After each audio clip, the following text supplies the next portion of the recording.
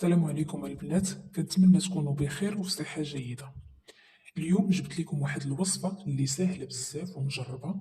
هاد الوصفة كدير لنا القبول، كنتمنى تجربوها. المهم بلا ما نطول عليكم، كناخدو كوكوط اولا طنجرة. اللي ما عندوش كوكوط ياخد طنجرة ولا كاملة، ولكن من الأحسن الكوكوط. كناخدو كوكوط، كنديرو فيها يطرو ديال المزهر، كنديرو فيها العرعار والخزامة والحلبة والحلحال والفاسوخ الأبيض، وكنديرو فيها الصورة ديال الشخص المطلوب.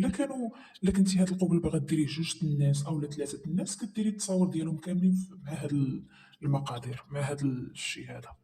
صافي، وكنسدو عليهم الكوكوط وكنشعلو على بوطة، وكنديرو لها ملي كنسدو الكوكوط كنديرو لها الصفارة وكنشعلو على نار مهيلة بزاف، لها فيها غير بشوية باش داكشي كيبقى يطبخ بشوية.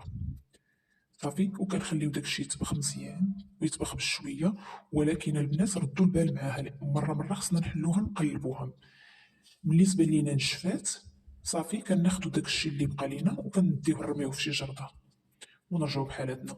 ولكن البنات عندكم تخليوها تنشف بزاف ولا تحرق باش ما تحرقش ليكم، وردوا البال معاها مزيان. وكنتمنى تجربوا هاد الوصفه، راها ساهله بزاف وحتى المكونات ديالها ما غاليينش، ساهلين وفعاله. وكنتمنى تجربوها وتابوناو عندي في القناه وتفعلوا الجرس باش يوصلكم كل جديد.